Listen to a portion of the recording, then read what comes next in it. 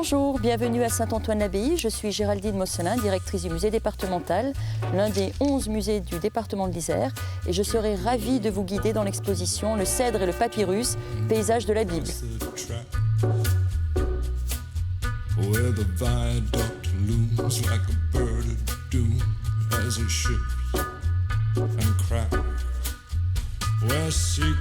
Alors avant d'entrer dans le vif du sujet, rappelons quand même que Saint-Antoine-l'Abbaye, c'est presque un millénaire d'histoire, depuis l'arrivée des reliques d'Antoine l'Égyptien vers 1070 jusqu'à aujourd'hui. Et rappelons également que ce site est labellisé parmi les plus beaux villages de France.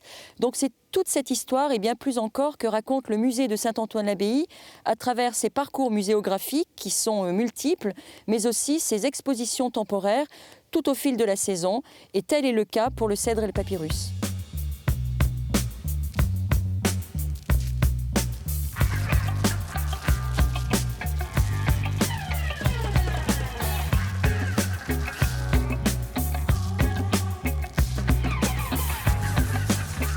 Alors on a souvent l'habitude de dire que c'est l'arbre qui cache la forêt. En fait, l'arbre fait le paysage et on le voit dans l'exposition et au fil des œuvres qui sont présentées. Le titre déjà, Le Cèdre et le Papyrus, résume à lui seul le propos de l'exposition. Le cèdre est cité d'innombrables fois dans la Bible, surtout dans l'Ancien Testament, il est vrai, aux côtés du sycomore et de l'oliban, duquel on va extraire la précieuse résine. Et à contrario, le papyrus, lui, frêle, presque fragile, est quand même celui qui sert de support pour des générations de scribes et donc pour retranscrire les textes sacrés. Le papyrus est aussi bien évidemment et durablement associé à Moïse, Moïse sauvé des eaux. Alors, l'arbre est avant tout l'arbre de vie que l'on retrouve dans le dernier livre de la Bible, à savoir l'Apocalypse de Jean. C'est également l'arbre de la croix, l'arbre donc de la crucifixion, mais c'est ainsi que l'on peut également le définir comme arbre suprême, l'arbre des arbres, donc, et donc incarné ici par le cèdre. Alors, quels sont les marqueurs du paysage biblique? Lorsqu'on parle de paysage biblique, on se réfère à l'Ancien Testament, il est vrai, au Nouveau Testament et à l'Apocalypse de Jean. Le texte sacré est souvent et sera durablement associé d'images. Donc ce sont ces vues réelles ou imaginaires, fantasmées souvent, de paysages bibliques ou hagiographiques, c'est-à-dire en lien avec la vie des saints, et qui racontent cette histoire, qui l'amplifient parfois.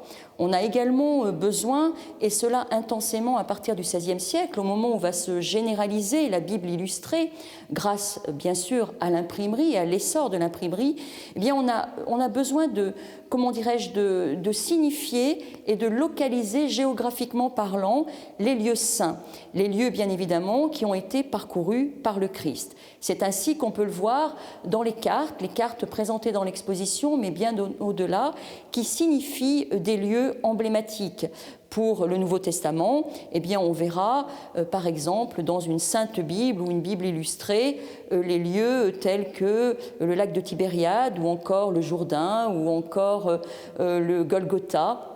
Et bien sûr, Cana, Bethléem ou Nazareth, donc des lieux qui parlent, mais que le fidèle, le dévot, le simple curieux a besoin de localiser. Donc on le voit très bien et très rapidement que pour accompagner, pour illustrer le texte, l'image est prépondérante et sera très vite et durablement accompagnée de la cartographie.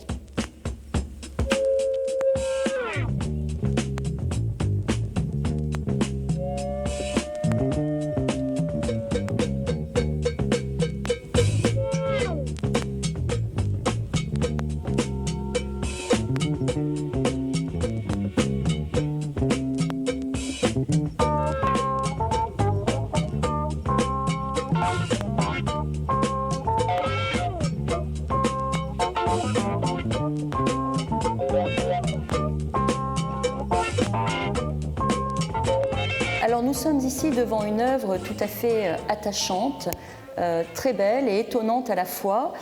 Il s'agit donc du Noli Me Tangere, ne me touche pas, donc littéralement, qui est une formule bien connue et qui donnera lieu à de multiples représentations dès le IXe siècle et durablement. Donc une œuvre d'un artiste italien qui n'a pas laissé son nom, mais une œuvre attachante et qui montre comment aussi les Italiens, à un certain moment, représentaient le paysage. Donc là, ici, nous sommes face à un plan relativement resserré sur les principaux protagonistes. Alors, les trois femmes se rendent au matin de Pâques au tombeau et découvrent que celui-ci est vide. Et donc, Marie de Magdala, suite à une méprise, puisqu'elle ne reconnaît pas d'emblée le Christ, va vouloir s'approcher de lui et lui l'arrêtera donc de ce geste. Donc toute l'histoire tient dans un petit panneau. Panneau, c'est un pléonasme parce qu'en fait c'est une huile sur marbre, et donc l'artiste joue avec les veines de la pierre en montrant différentes perspectives, un fond relativement évanescent, donc qui n'est pas sans évoquer la peinture des primitifs flamands, et surtout ce qui marque ici c'est le grand éclat des couleurs et ces effets grâce aux veines de la pierre. Et c'est ce qui en fait en quelque sorte aussi un objet de curiosité.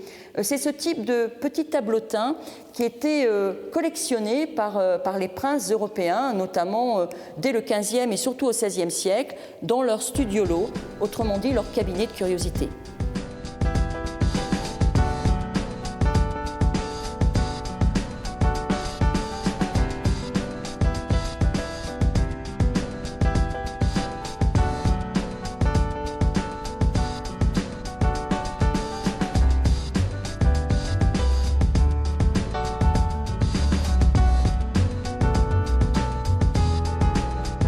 Alors quittons l'Italie pour le nord de l'Europe avec cette œuvre émouvante de Peter Stephen Lejeune qui nous montre en fait avoir un désert, mais un désert qui semble étonnamment végétalisé, voire luxuriant.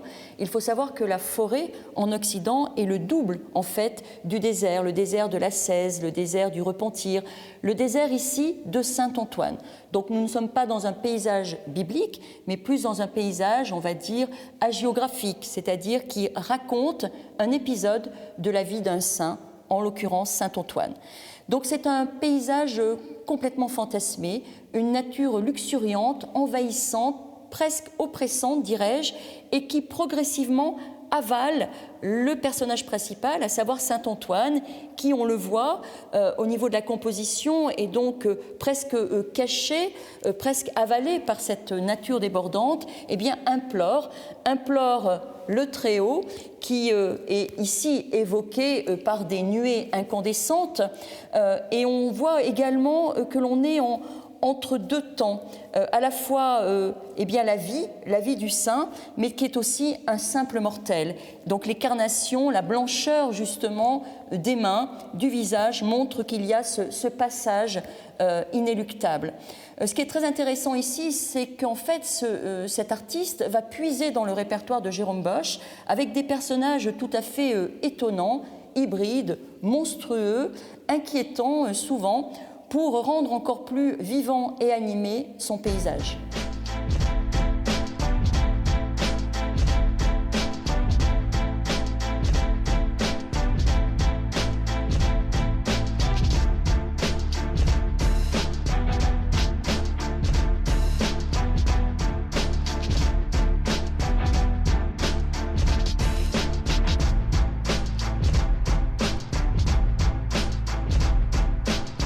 Alors, qui mieux que les maîtres flamands pour exprimer le sentiment de la nature, sentiment qui va se développer à partir du XVe siècle, mais que l'on doit avant toute chose à Pétrarque au XIVe. Ici, nous sommes devant une sainte famille avec un ange que l'on doit au maître Madone Joufflu, donc un artiste vers 1500. Et donc, ce paysage qui est en arrière-plan, résume à lui seul, avec la scène qui l'accompagne, le propos de l'exposition. C'est une peinture moralisée, comme aimé à en peindre les Flamands. C'est une peinture dans laquelle il faut avoir certaines clés de lecture pour pouvoir comprendre de quoi il s'agit. Donc, si vous le voulez bien, nous allons pénétrer dans le mystère de ce tableau et suivre en fait pas à pas chaque élément, puisque chaque élément compose le paysage. Alors tout d'abord, un animal tout à fait anecdotique, cet escargot qui est ici et que l'on ne voit pratiquement pas. sur cette banquette sur laquelle sont assis la Sainte Famille. Cet escargot marque en fait le passage, le temps long entre l'Ancien et le Nouveau Testament. Le Nouveau Testament est incarné ici, bien sûr, par le Christ. Cet escargot marque aussi le cycle de la vie par, on va dire, les circonvolutions que l'on trouve sur sa délicate coquille. Et ce cycle de la vie est résumé ici même. Nous avons à la fois une annonciation, l'ange arrive, vient de se poser, on voit il est en mouvement, son vêtement est encore, on va dire, animé de ce même mouvement, ainsi que la cordelière, et il présente à l'enfant un plateau de cerises. Les cerises, de par leur couleur, vont symboliser très rapidement la passion à venir. Et l'enfant va se délecter de ces cerises, tandis que sa mère, Marie, est plongée dans une lecture que l'on retrouve tout à fait dans l'iconographie de l'Annonciation.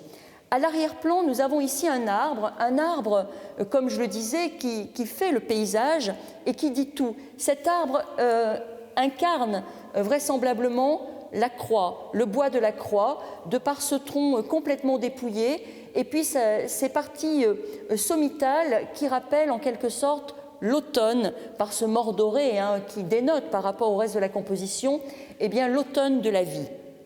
Enfin, en arrière-plan toujours, et sur un promontoire, ce qui pourrait être assimilé à la fameuse Jérusalem céleste, c'est-à-dire la cité céleste, cité à la fin des temps, et qui accueille les élus.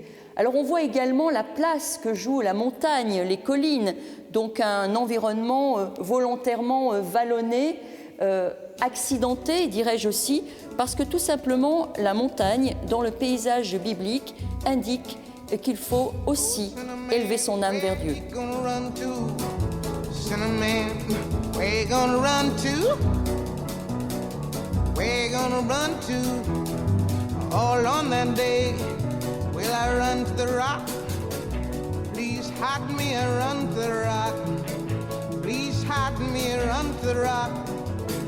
Please hide me, Lord, all on that day.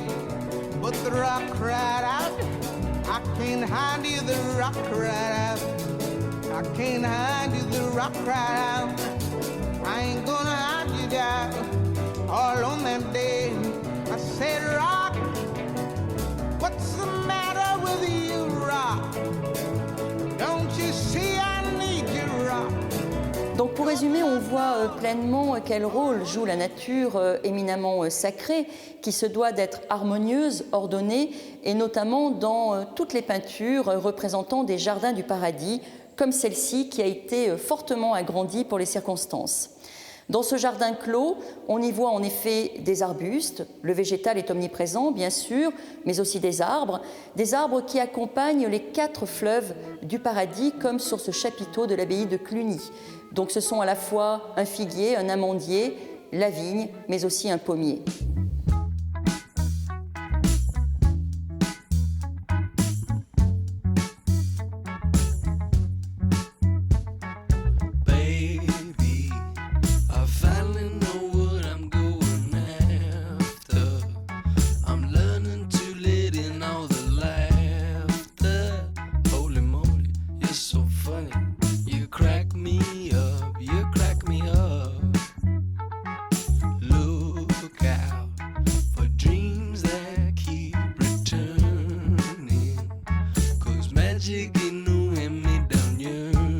J'espère que la visite vous a plu. Avec mon équipe, nous serons ravis de vous accueillir dans le parcours permanent Chronique d'une abbaye, dans lequel nous nous trouvons à présent. Et aussi vous rappeler que l'entrée au musée est gratuite pour tous. Enfin, pour prolonger votre visite, 2 ouvrages s'offrent à vous. Tout d'abord, Saint-Antoine-l'Abbaye, un millénaire d'histoire, paru aux éditions Glénat, pour célébrer le 9e centenaire de la dédicace du premier sanctuaire antonin. Et enfin, le catalogue de l'exposition, le cèdre et le papyrus, paysage de la Bible, paru aux éditions Sagep. Merci et à bientôt.